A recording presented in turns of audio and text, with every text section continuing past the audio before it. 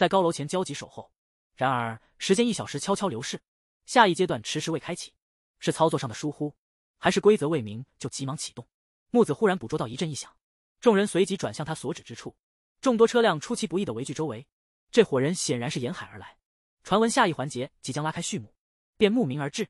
随着一声震耳欲聋的爆炸，一名参与者瞬间被轰成碎片，接踵而至的是第2个、第3个的殒命。众人迅速意识到异常，四散奔逃。美男辨认出那是反坦克步枪的轰鸣，即便藏身于车内也毫无幸免之理。难道这便是游戏的起始信号？没有规则，唯有残酷的杀戮。反坦克步枪的响声尚未彻底消失，掩护其中的还有突击步枪的交火声。梁平提议各自奔生，如此或许生还机会更大，但逃至何处，枪声如影随形。最让人惶恐的是，敌人的位置和数量皆是未知。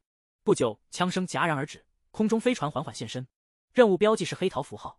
梁平与木子决定撤离，途中遭遇一名弥留之际的受害者。梁平心生怜悯，想要施以援手，却在不远处发现了一个可疑身影，似乎正是他在夺命。4人短暂重聚，尚未筹划出逃脱之策，就有车辆停靠在旁，似乎是来接应他们的。其他人陆续登车，美男正欲上车，却瞥见一枚手雷，急忙催促他们先行离去。此刻所有人心中迷雾重重，对于游戏的规则一无所知。梁平推测，刚才所见之人或许即是 BOSS， 尽管敌手仅一，但难度堪比地狱，而战场则是这座城市全域。与此同时，另一车的人还沉浸在侥幸逃生的喜悦中，误以为能安然返家，岂料 BOSS 已紧随其后，车上之人很快便遭到了毁灭。BOSS 悄然步入车内，梁平一行很快被追赶上，紧迫感瞬间笼罩众人。BOSS 一边追逐一边射击，手无寸铁，他们只得奔逃。BOSS 紧追不舍，如同影子，怎么摆脱也无法甩脱。他们途中遭遇翻车，所幸无伤，但 BOSS 的追杀并未停息，他们又一次奔向一座大厦。终于枪声不再响起，他们获得了短暂的安宁。美男和安暂时分离队伍，凭他们的能力存活应该不成问题，原地等待并非上策，于是决定分头行动，一队寻找交通工具，一队搜寻食物。不久，食物与车辆都已就绪，他们继续踏上旅途。天明之际，梁平登高望远，观察到除黑桃 K 外，其他飞艇静止不动。BOSS 的火力过于强悍，他们暂时无法突破这一关，但逃避无望，必须另辟蹊径。或许可以通过参与其他游戏来寻找机会。每场游戏都有独特的规则，互相混乱便会导致体系崩溃。参与其他游戏时，或许能找到线索，了解这个世界的运作法则，这是生存下去的关键。梅花 K 离他们现在位置最远，梁平决定从这里开始尝试。梅花代表着团队协作，胜算较高，既有计划则立即行动。4人直奔梅花 K 而去，发现许多集装箱，入口紧锁，旁边贴着警告，禁止携带武器。桌上摆放着4个手环，而规定参赛者却需要5人，他们只有4人，如何是好？九木突如其来的出现，他居然还未死去。他们并不愿与之竞争，但他已戴上手环，其他地方已无法及时抵达，只能勉为其难的参与。5人戴上手环后，入口开启，纷纷进入，入口随即关闭。比赛场地是一片开阔土地，他们刚站定，人们从4面8方汇聚而来，每个人的手腕都佩戴着手环。一位全裸者热烈迎接他们，他便是梅花 K。 九间，梁平这边5人，九间那边亦然。他逐一介绍团队成员，梁平好奇他们的真实身份，是游戏的设计者还是管理者呢？九间的答案让梁平稍感意外，他们是这个国家的居民，原本是乐队成员，现在则是队友。这场游戏出自他们之手，他们也是首次尝试。九间还透露了一些信息，所有的头牌游戏都以生死搏斗为本，输者将不负生机，因此他们不会手软。游戏简介揭示主题为渗透，规则是在2小时内争夺分数，分数领先的队伍将赢得胜利。双方初始各有1万分，比赛伊始前需分配给队员，分配自由，但每人最少得有100分。九间稍作提示，初始分配极为关键，得分有3条途径，通过对战、道具、基地。水姬表示迷惑不解，九间决定亲自示范，先给每人2000分，对抗时需触碰对方，胜负取决于手环上的分数，分数高者为胜者，败者需上交500分，总分随之改变。多人也可参与对战，若是2队员接触，则以双方总分决胜负，此策能克制单独难以匹敌的对手。若以此法胜出，500分将2人平分。接着介绍道具，众多集装箱中藏有6件道具，触碰即可得分。最后是基地介绍，眼前标志即是梁平一方的基地，九间的基地位于对面，触碰敌方基地即可得1万分，反触己方基地分数将急速增长。在此状态下的对决，可一举夺取敌手1万分，分数沦为负值者，命归黄泉。机遇与风险共存之地，存在一特殊规则：对战后玩家将变为无效状态，在此状态下不得分亦不失分。若触碰敌人，手环会放电剧烈，严重者将陷入昏厥，而触己方基地，无效即减。这便是规则概要。久间欲引队伍归向己方基地，梁平忽发疑问，寻是否通关即可重返现实。久间让梁平深思，何为真实？是就有生活，或者星界之中，昔日世界处处谋算，当下世界却以诚相待。久间隐秘细节不宣，但若渴望真知，则需竭尽全力赢取胜利。现应考虑分配方略，平均分配非明智之选，需有战略考量。速者分低，守者仅得100分基数，分为一高一低2队，联手作战时，以总分试敌，令敌不知各自分数。双目遭遇目，合力便有5000分，敌为5人，各分不过5000。此战形势大好，目见状即刻逃遁，速度惊人。木子单独追或有胜算，若带9目则不确定，只得作罢。梁平与水机寻觅道具，运气不错，寻得一件。水机启动按钮，瞬增2000分，可谓好运开局。门刚合，便撞见久间。梁平4600，水机2300，合计6900分。对决之势毫不胆怯，然久间未有退意，其信心令二人不安。梁平忽视水机之手，决意单挑，胜负迅速揭晓。久间仅2000分，梁平得胜，赢取500分，陷入无效状态。此非梁平鲁莽，乃深思熟虑之策，旨在窥探久间分数，推断其分配策略。2000分或意味均分，久间未作否认，其队伍平等同生死，共存亦共亡。木子引木豪之注意，故意诱之至，豪见二人即转逃，终为时已晚。接触之际，双木胜，再获500分。梁平与水机一捉到木，又得500分。游戏进展顺风顺水，忽觉 K 非所难，重归基地，更新分数，磋商后续策略。久木此时却吐血，久间虽起步不利，然气氛佳，如此下去难胜，必须变阵。不久，梁平方又得道具，分数增千，未及喜悦，久间对犯基地，此计颇为狠厉。龙田急触基地，分化为无穷，敢进者定赴黄泉，此乃生死局。龙田持命谁亡，4人齐奔基地，一败3成，分数变动。久间队28500，梁平队24500，形势急转直下，代价是乐之性命。一道激光降天穹，命归九泉。梁平一方面临极端不利，敌方3人各超10000分，对决即是注定之败。唯有寻道具以追分，力图总分上的反超。久间预料此策，意志力搜寻道具，迅速获得500分奖励。木子突遭危机，面对积分10000分的豪，尽管他奔跑迅猛，但豪亦不逊色，转瞬即追上，分数更新，久间方领先扩至5500分，紧接着又获一道具，分差增至7000分，原有的胜算更显渺茫。水机此刻遭遇木，他未选择逃避，而是直面交战，宁愿输掉500分也要削弱木。然而理想与现实殊途，木竟也精通武艺，久间方差距已达8000分。梁平加速搜寻，终于发现一处，却陷阱重重，示意错，按钮按下，分数添3000。久间亦至此地，梁平这才意识反应，敌方基地无人防守，他们料定我方不敢侵犯基地。久间漫步挑战，梁平失败，失去500分。提醒梁平，莫将此看作游戏即输赢，而应视为生死战场。凡人全员基地集结，落后已达12000分，纵然搜遍剩余道具，亦仅增2500分，胜利已非可能。即便10000分的龙田出击，以2敌1策略应战，每胜仅能赢得500分，仅剩半小时，此法无法成功。梁平开始逆向思考，若自己为久间将如何行动？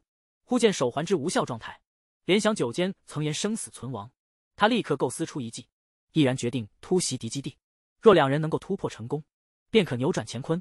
他们与久间队的不同之处，在于不被畏惧束缚，无所作为只会导致必败，冒一次险或许还有生机，此风险当冒。龙田负责守护本阵，愚者即刻动身，久间却已预料此诈，4人紧守不离阵地。木子激起豪的冲动，木子分数濒临归零，一旦被捕即损失一切，他愈加激动，不听同伴劝阻，追逐木子。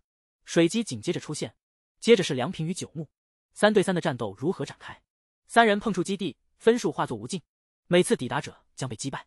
同一时间，木子无处可逃，豪激动地展开追逐，梁平一众也直冲敌阵。木子孤注一掷，跃上对面集装箱，豪紧追不舍，但未能及时。水机领先，将木引开，梁平次之，却被久间捕获，但他正处于无效状态，电流击退2人。九牧不讲理，直接呕血，趁隐蔽之机接触基地，获得10000分数。利用无效状态，迅速开始电击对手。施机智避开，木却中招，水姬急忙向基地冲刺，却遭木一脚挡开。接触之下损失500分，九间方还领先3000分。时间仅剩20分钟，难不成只能坐以待毙？木子决定寻找道具，虽不能胜，却可自我安慰，至少战至最终一刻。他人失去斗志，静候死亡降临。木子迅速找到道具，获得2500分，分数差缩减至500，仅需再胜一场便可扭转乾坤。梁平决心一搏，决定突袭敌军基地。木子同样怀揣这个打算，却遭到九牧的阻拦。面对绝境，九牧理智全失，抛开了团队合作的考量，只求一死了之。他选择了向木子发难。木子虽抵抗，仍旧被九牧击倒昏迷。九牧正要不轨之时，梁平及时赶到，将他拖开，释放内心的愤懑，随即护送木子返回基地。而龙田已不在原地。梁平正要启程突袭敌机，却突然停步，目光投向某处。九间已经在此等候，预料梁平会来此，他明白败局已定，希望能与九间最后握手告别。九间自然不会拒绝，但游戏尚未结束，握手意味着即将交手。他在游戏中悟出必须听从队友，理解队友的情感。九间对梁平的领悟感到安慰，两人的握手让分数产生变动，所有目光都集中到大屏幕上。梁平队以500分的优势实现逆转，连九间都没预料到这一幕。梁平的分数出人意料的超过了他，这是如何做到的？原来龙田已在自残，这是他独自想出的计策，悄悄佩戴了他的手环，等同于双倍作战，如此便可将败转为胜。规则中并未禁止摘除手环，梁平虽有不忍，但这是取胜的唯一途径，选择毁掉一只手，还是一同陨落。梁平迅速做出了选择，忍痛令龙田的手臂折断，手持染血的手环迎战九间。这一策略出其不意，确实残酷。九间心悦诚服地接受了失败，团队气氛依然和谐。他们也曾是逐步成长的玩家，与九间早逝相比，怨言无用。这正是梁平所忧虑的问题，即使通关所有，也无法脱身。九间只得劝说，信仰何物，便是你的真理。梁平感到了困惑，如何坚持，若无法离开？比赛终结，梁平队取得胜利。九间与队友坦然面对终局，梅花 K 飞艇被摧毁，此胜非同小可。龙田因失血过多而逝。深夜，红桃剧的游戏拉开帷幕，比赛地点设于监狱，只剩最后一个名额。佩戴项圈，随机赋予扑克花色。小伙抽得了梅花，其他挑战者齐聚2层。美男就在人群中。小伙加入后，游戏启动，每人单独进入牢房，猜测项圈背后的花色。限时1小时，猜错或超时则项圈爆炸，花色不停变换。共有20名参赛者，红桃剧混于其中，这是对他人信任的考验。游戏每逢整点更新一轮，只有红桃剧陨落，游戏才终止。严禁利用反射物偷窥花色，禁止暴力或武器害人。美男迅速把握了要领，目标是找出红桃剧并令其出错。资源充足，水石俱全，可供他们玩到生命终结。游戏伊始，入牢前自由活动。有人提出结对，诚信相待，保命为先，人们态度各异。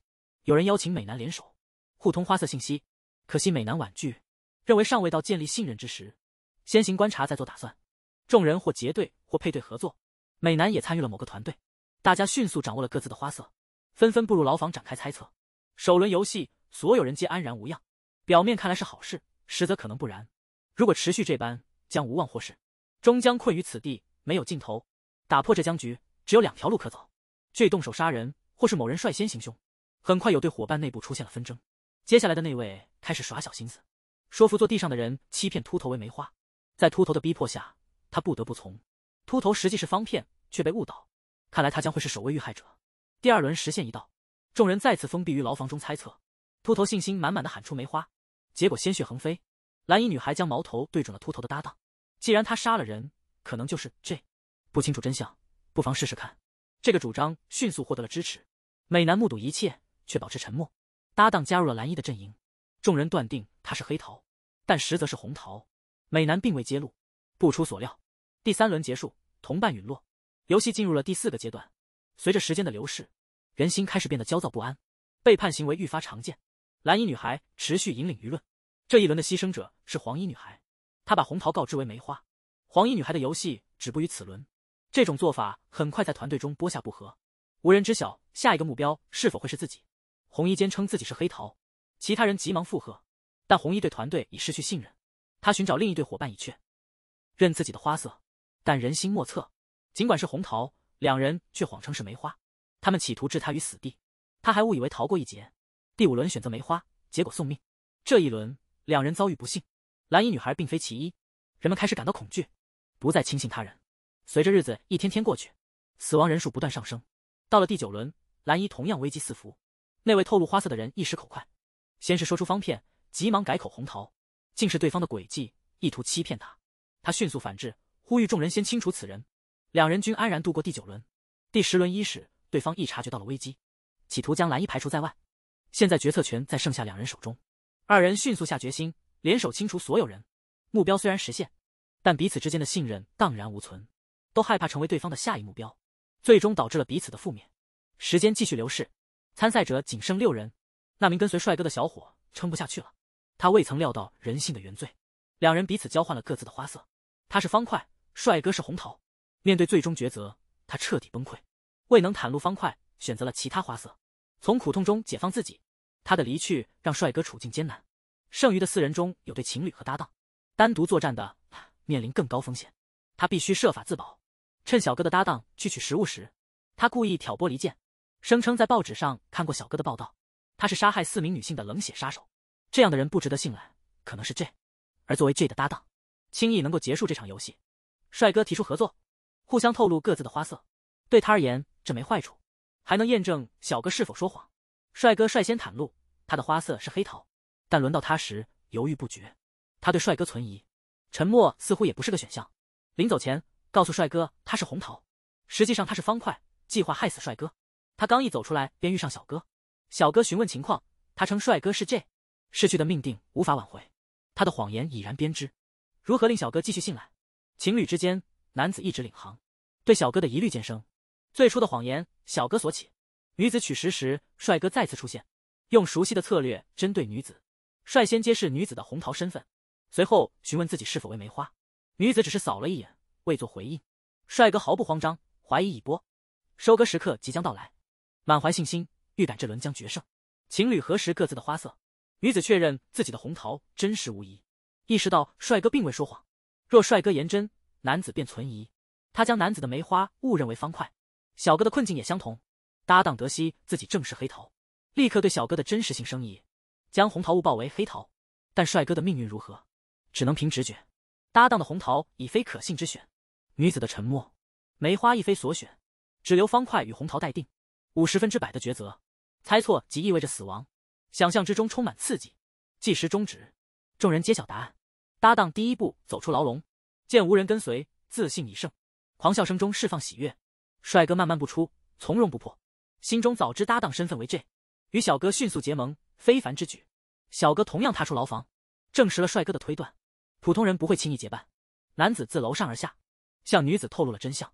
女子疑惑，询问缘由，因他受搭档操控，此事明显。帅哥亦能为此作证。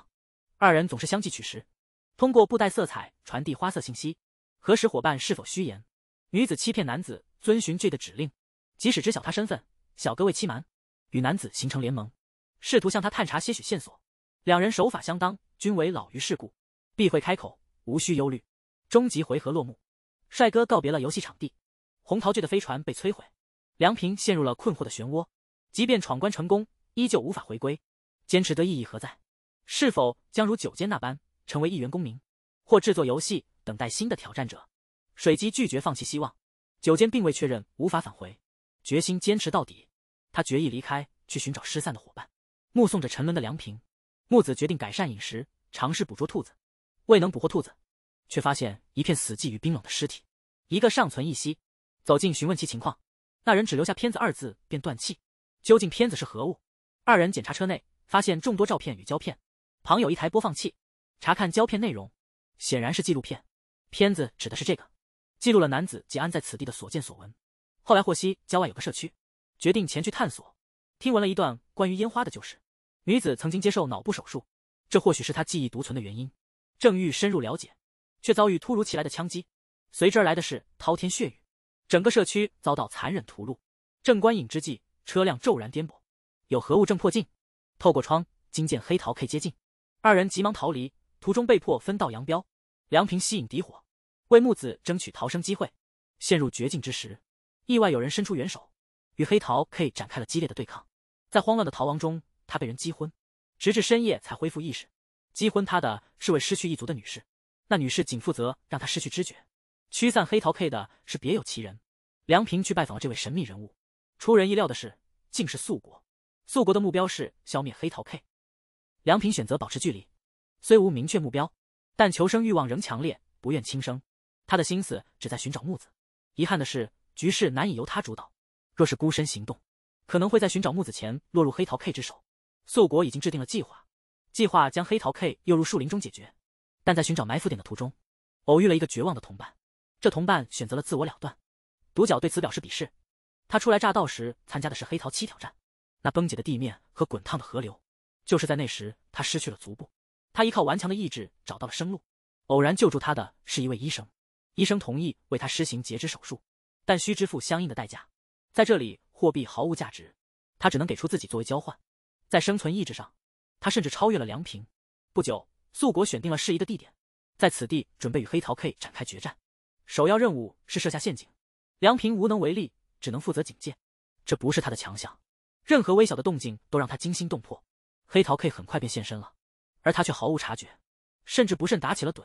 黑桃 K 悄然逼近他的背后，就在准备射击之际，素国与独角发动了攻势。见黑桃 K 倒地，素国缓步接近，未料竟落入圈套。梁平这时才恍然大悟，原来所谓的放风不过是将他作为诱饵。无奈之下，他只得发挥这点价值。素国迅速做出了判断，推断黑桃 K 具备实战背景，可能是退役雇佣兵，而梁平在这方面显然不是对手。一个不小心，手榴弹滚到了他的脚边，幸亏素国的提醒，他才及时躲避，却意外从悬崖边坠落。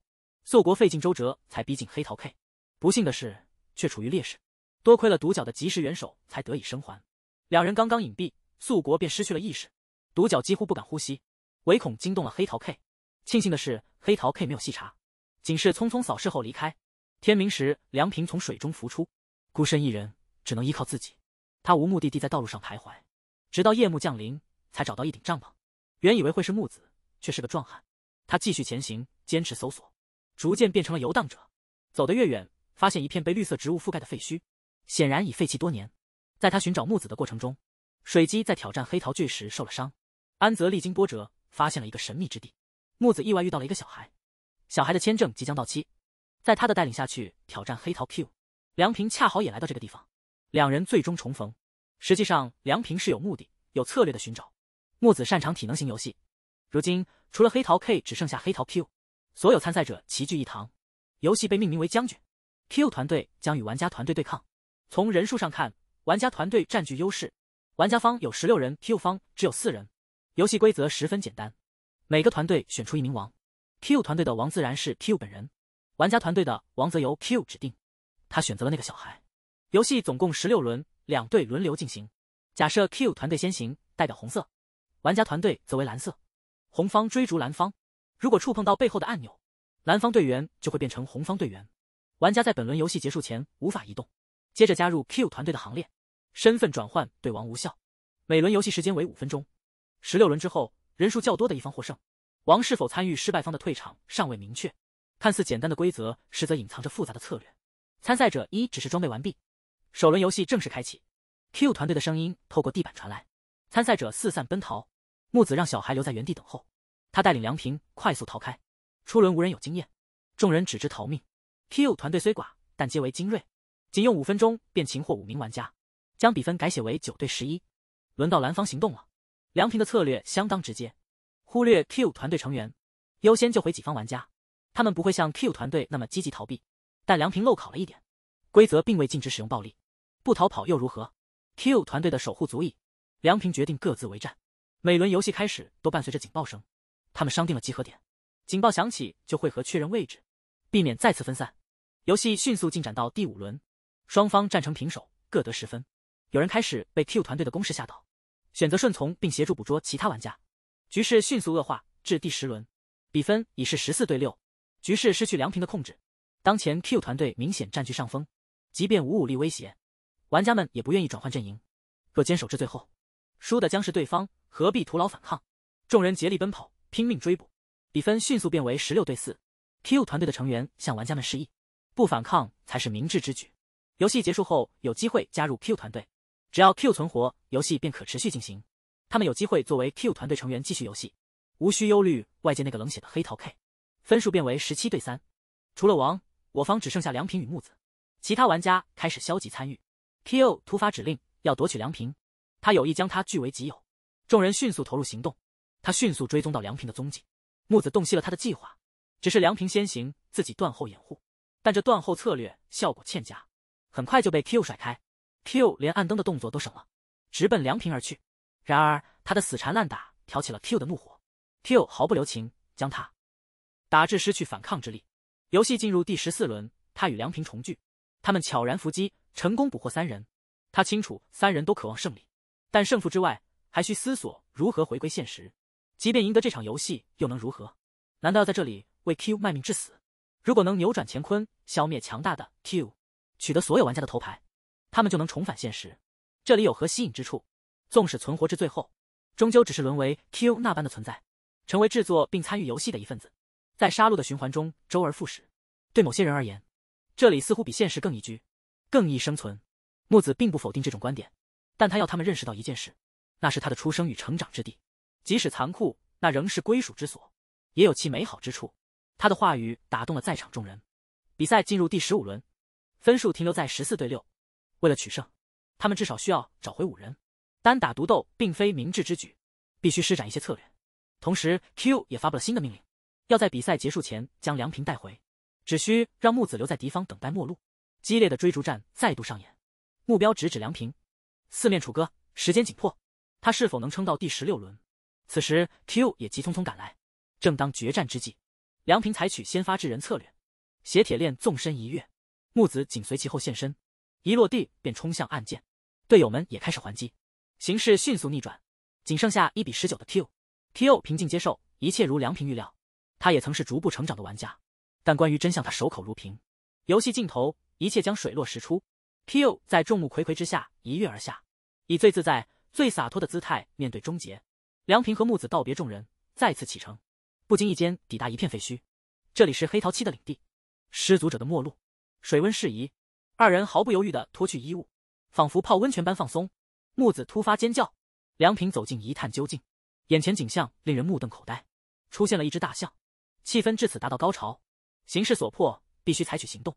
不久，方块 K 的比赛拉开序幕，俊男混迹期间，海滨副手九头龙亦在场，他即是那方块 K。游戏名为天平，包括他在内5人参赛，规则明了简单，从0至100任选一数，5人所选之和除以5，取其均值乘以 0.8， 数值最近者为胜，胜者分数不变，败者减分，负10分者被淘汰，余者继续角逐。每逐一位玩家，新规则加入。首轮比赛开启，选数各有千秋，衬衣男则33，红衣女挑40，九头龙定29，油腻男所30，俊男揽32，均属得32.8。计算结果呈现为 26.24， 九头龙成为最接近目标者。油腻男沉思后开始筹算，假定均值为40，相应结果为32。若众人同此推论，选数定会是32，再以32作为新基准，结果为 25.6。若有人预见此步骤，以26为基数，得出 20.8， 如此循环，终无尽头，数字不断缩小。红衣女认为关键在于识破对手，精准预测对方所选数字，便能更好的预测结果。美男的思路更为精妙，摒弃揣摩心理，专注逻辑分析。衬衫男突然察觉水声，抬手便见头顶天平正倾倒液体，然而非水，乃硫酸。天平之名昭示九头龙的律师过往，游戏地点为最高法院，这一细节印证了这一点。第二轮战火重燃，众人脑力激荡，也是15、21、14、16、17，纷纷作答。此轮所选数字大幅缩小，均值计为 16.6， 相乘得出 13.28。 九头龙在夺魁，更显精确。若此节奏持续，所选数字将越发微小，甚至降至0。美男推测九头龙亦再显生命价值。九头龙沉溺往昔思绪，20生命因工厂污染夭折，他主张通过数字达成和解，上司却交以残酷一刻。此事邪恶，无人人平等，法律非护弱之剑，而是强者之盾。他所作非论公正与否，而是将不公显得公允。第三轮比赛之声换回现实，参赛者各输几件，均值 20.2 乘 0.8 乘 16.16。红衣女此轮居最接近，美男此策略令人费解，选择100胜算为0。他意在出其不意，扰敌心智。第6轮持续100忠诚王者，第7局拉开序幕，最终数值定格 23.04 0-100，红衣女再下一城，油腻南部旅至第9标，比分来到-7、-5、-3、-7、-6。衬衫男面临绝境，退无可退。第10回合定数 1.6， 九头龙以2得胜，衬衫与油腻旗至10分界限，硫酸自顶而下，无处可逃，束缚于矣，逃脱无望。起初只是零星几滴，最终猛烈如注，两人痛苦中末路。规则下双双出局，新规2条需遵守，相同数值则无效，扣分1，若胜者误差微小，败者被罚分2。警醒心神，更需慎重。红衣女抢先0分头，美男亦是0，九头龙同，3-0皆废，扣分各1。美男若再失，命悬一线。比分来到-8、-5、-9。三人再战，选数62至123， 62、1、23，中值 22.93， 美男微差取胜，败者扣分双倍。红衣女负10，美男非运所致，有实力背书，负9镜头逼近。红衣女负8，转机尚存，思绪未离前回，料敌将则同数，限于50以下，非参与便可过关。随机选于50数，为他最稳妥之策，继而逐一排除。极端避之，90至100不取。叠数一猜，60-70起。之心血来潮一选数58一气，质数一并剔除。选项间隙再筛日常所见数字，剔除联想数字。例游戏机、电影、品牌，仅剩62与74，二选一。此刻全看天命。红衣女稍感懊悔，早知如此，应选74。酸雨倾泻，剩2位选手。新增规则公布，若有人选0则100分胜者登顶。美男迅速分析形势，乘以 0.8 数字越小优势越大。原本九头蛇选0稳胜，新规下美男可用100反击，选择余下仅3数。九头蛇失去必胜法门0、1、100，选择失误的可能增多。美男不同，一失则终。在权衡公正与生命价值间，美男感到些许哀伤。曾是医者，因故违背誓言，将本应救人的器官转手给了有权有势者，令真正需要者命悬一线，因此自认不配胜出，坦诚将选100，命运交付九头龙。九头龙亦有往昔之众，海滨险境，本无意逃生，却有救者不牺牲危助一臂之力。如今主动权落于己手，救与杀，抉择在即。他抉择不施救，两者分数9比9相持，决战时刻迫近。美男常规再选100，命运再交九头龙。九头龙回忆往昔，询问女巫缘由，答以坚持信念至死，不屈服于他设定规则，不让屠戮成真，继续坚持。美男虽胜，九头龙未败，寻获生命意义。与此同时，梅花 Q 游戏启幕，水姬与安相逢此地，仿佛血战般的游戏进行中。梅花 J 亦在紧张竞技，攀绳而上的挑战开始。方片勾式麻将，仅剩4位勇士角逐，红桃 K 的牌局同步展开。水姬与安收获梅花 Q 的胜利，接连其他牌局落幕，只留红桃 Q 与黑桃 K 2局。众人纷纷向这2点集结。梁平偶遇美男，话未多说，九牧插话打断。九牧体力不支，渴望最后的狂欢，递枪与美男。3人装备齐全，对决一触即发。今日战斗非死不休，梁平避免成为九牧炮下亡魂。九牧原已放弃抵抗，木子现身，再燃欲望。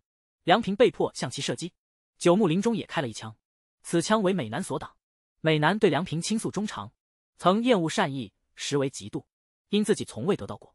飞艇现身，黑桃 K 降临，远处枪声响起，梁平与木子急寻掩护，人群中发现水姬与安，立即呼唤2人加入。未提及美男之事，优先任务是击败黑桃 K， 此局无需他们动手，必有人出击。汽车猛撞黑桃 K， 爆炸声随之而起，众人欢声雷动之际，枪响再起，黑桃 K 安然无恙。他抛下斗篷，卸下面罩，屠戮仍在继续。独角此刻也赶到现场，加入反抗黑桃 K 的行列。独角已至，素国当然不会缺席。素国迅速制定作战策略。K 也是凡人，弹药总有穷尽之时，等他耗尽弹药，趁其换弹时反击。水姬掏出1枚炸弹，美男亲手准备的自卫工具，威力有限， K 或许不会受伤，药店或许有所帮助。密闭环境下烟雾可增强爆炸，合作分工至关重要。梁平负责药店内的埋伏与引爆，素国作为诱饵吸引 K。 女性的力量不可小觑，女勇士也将成为诱饵，诱饵们开始吸引注意力，为梁平创造爆炸的机会。梁平快速进入药店，准备爆炸陷阱。几位女勇士轮番挑衅 K， K 愤怒至极，连防弹衣也脱去。枪战升级为肉搏战，素国不敌，迅速败退。独角试图营救，却被射伤。安也遭遇不幸中弹。素国激发斗志，勇猛冲锋，占据优势，但也遭枪击。他拼尽全力消耗 K 的子弹，水击赶来相助，惨遭 K 刀伤。木子也前来支援，挡不住 K， 腿部同样中了几刀。这场战斗惨烈无比。素国拾起子弹，再次尝试，10枪不远，但依然不敌，终倒在 K 的枪下。木子成为 K 的下一个目标。梁平终于奋不顾身冲出，目睹现状，内心无比痛苦，理智未失，将 K 引向药房。两人仅隔一扇门。K 犹豫时，素国从后袭来，与 K 搏斗，冲入药房。本欲自我牺牲以除 K， 梁平迟疑不下决断手，两人破窗而出。梁平投掷炸弹，素国回身射击，巨大冲击波将他们炸飞。梁平苏醒，检查木子的伤，素国目视被毁的药店。K 人微弱呼吸，生命力顽强，失去了挣扎的念头，决意将枪递给素国，求一个痛快。这情形勾起了 K 的回忆，曾有战友同样将枪交给他，他泪眼朦胧地结束了战友的生命。素国并无深厚感情，觉得这样的解脱太过轻易。解决了 K， 素国瞄准了自己，原打算赴死以谢罪，希望获得帽将的宽恕。帽将却并未追究，反倒嘱咐他珍惜生命。黑桃 K 的飞艇已坠，剩下的只有红桃 Q， 可愿意参与的人寥寥。梁平搀扶木子踏上游戏之旅，同时勇敢地表白，如果游戏要求残杀，会坚定保护木子。出乎意料的是，红桃 Q 是之前屏幕中的黑衣女子。游戏竟是棒球，也做门球，规则简单，只求完成3局，无论输赢。第1局迅速结束，出乎意料的简单，疑惑黑衣女是否在施舍。下一局，梁平陷入困惑，黑衣女自得其乐，显得漫不经心，似在拖延时间。木子的伤口仍在淌血，时间紧迫，不容耽搁，他必须全力以赴，尽速结束这场游戏。费尽心力，终于完成。黑衣女却不着急进入第3局，反而邀请2人坐下来品茶。梁平抓住机会询问，能否通过这一关重返现实。木子疑虑重重，劝梁平少言，忽视黑衣女的话语，集中精神，完成比赛。黑衣女却不拒绝交谈，主动揭露真相给2人。这是1000年后的未来，从他们的时代算起，10年后虚拟现实技术成熟，成为主流生活方式。半个世纪后，一切疾病将被治愈。100年之后，气象与环境调节技术让灾害成为历史。200年，人类对大脑的深刻理解实现了记忆与意识的传递。300年时，人类不再因自然老死，寿命平均达300年。400年后，物理学的奥秘被彻底揭晓，因果律被清晰解读。500年，对一切的绝对掌控令意外绝迹，人类几乎实现了永生。这颠覆了梁平的世界观。他意外在草丛中发现了摄像头，这一切或许只是场游戏，他们的真身或许正沉睡其中。根据黑衣女的描述，人类已步入永生，却在寻找继续生存的意义。他不过是个系统管理者。看着2人茫然，黑衣女忍不住笑出声。她承认这一切都是他编造的，然后他改变了说辞。植物变异，野蛮生长，吞噬了城市，城市被山脉所围，成了外星生命的殖民地。外星人设计游戏，迫使人类参与，只为了实验。玩家间还有另一个说法，核战争引发的灾难，地下隐居的富豪们为机器人种植虚假记忆，让他们在地表上游戏，赌注是生存，真实与虚假，究竟哪个版本属实？梁平感到他自己也不知道真相，他似乎对此不以为意。为何必须追寻真相？顺带一提，红桃7是他设计的游戏，因此梁平失去了挚友。他情绪失控，枪口指向他。他静静地注视着梁平，看他是否敢于扣动扳机。梁平在挣扎后，终于恢复了冷静。他怀疑这是黑衣女的诡计，故意激怒他，诱其手下作茧自缚。这将导致游戏陷入无休止的循环，使得其他玩家束手无策，只能面对签证到期的终局。黑衣女再度触及真相这一敏感话题，这正中她的软肋。她开始怀疑这个世界的真实性。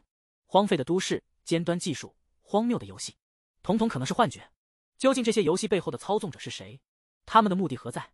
归根结底，这一切都可能是梁平的幻觉。当木子看到梁平似乎被说服，急忙加以劝解。如果这一切都不过是幻觉，那他又是何物？他明明是一个有血有肉的人。黑衣女不断向梁平施加心理影响，回想失去挚友的那一刻究竟发生了什么。由于悲痛过度，他失去了记忆，而黑衣女就是他的治疗师。他不禁陷入了短暂的迷惘，似乎黑衣女的话中有理。木子的状况亦与他相似，同样处于治疗之中。他回忆起烟花的绚烂，那天他和挚友在街头肆意奔跑，仰望天空的烟花。就在那时，挚友遭遇车祸，他无法承受这一打击，于是构筑了这个荒唐的游戏世界。在一次次的生存和失落中，他开始探求生存的真谛。这也正是他在现实生活中的困境，找不到生活的目的，只能在虚无中浪费生命。木子突然闯入，试图唤醒他的意识，但遭到黑衣女的阻挠。是时候让梁平做出选择了，是否该结束这一切？木子猛然意识到，这是一场心理操纵游戏，目的是让梁平半途而废。然而梁平已深陷游戏，无法自拔。黑衣女建议他服用药物，以平复心绪，再做决定。就在药丸即将送入口中之际，木子冲上前制止，捡起碎片对准黑衣女，促使梁平恢复一丝清醒。不要忘记游戏伊始时的那句话，他必须被守护。他割破了自己的手腕，以此来唤醒梁平，但梁平未有丝毫反应，仍深陷于黑衣女构筑的幻境，目睹木子生命力逐渐消逝。黑衣女露出狡黠的微笑，向梁平提出是否放弃游戏的问题，目光落在伸向药片的梁平之手，他的笑容更加灿烂。然而事与愿违，梁平擦过药片，直接抓住了木子。黑衣女的计谋未能得逞，她的失败并非因梁平或木子，而是因为伟大的爱。第3局结束，黑衣女宣称胜利，游戏随之终结。梁平最终攻克了最后的难关。天降激光，黑衣女被轰击中，夜空中绽放璀璨烟火，天际响起声音。所有幸存者均需做出抉择，是成为这世界的居民，还是选择拒绝永久居留。素国选择了拒绝，独角翼做出拒绝的决定，水姬也选择了拒绝。逝去的安无法作答，在红桃倔游戏中胜出的小哥和男人选择了留下，因这世界更配他们。美男选择了拒绝，九牧也是。流血不止的木子毫无疑问选择了拒绝，梁平自是拒绝。系统只询问接受或拒绝，未说拒绝将面临何种后果。转瞬间，梁平重返现实，黄毛与张太近在眼前，望着两人欢笑，梁平轻声道歉。3人踏上街头，木子紧随其后。黄毛将梁平搭在鱼肩，向熙熙攘攘的人潮冲去。九牧近在咫尺，水姬从旁经过，美男、茂将、素国、龙田也在场。接着他们穿过马路，烟花在天空绽放，安悄然擦肩而过，独角与众人一样仰望天际。流星划破夜空，坠落在梁平所在的大厦，紧接着是震撼世间的巨响，造成了灾难性的损失。梁平侥幸生还，但黄毛与张太遇难身亡。当救援人员找到梁平，他的心跳已经停止了整整1分钟。难道这个游戏世界是在那失去的1分钟里构思的？美男同样幸存了下来，九牧也是，他们的心跳同样停了1分钟。独角失去了他的一条腿，素国陷入了深度昏迷，安有惊魂一刻后被成功救回，水姬也幸存了下来。遇难者基本都是游戏参与者，而幸存者都是游戏的通关者。梁平与木子再次重逢，感到彼此似曾相识，但却记不起在何处相见。一阵狂风突袭，桌上的扑克牌四散飞扬，唯有一张小王牌纹丝不动。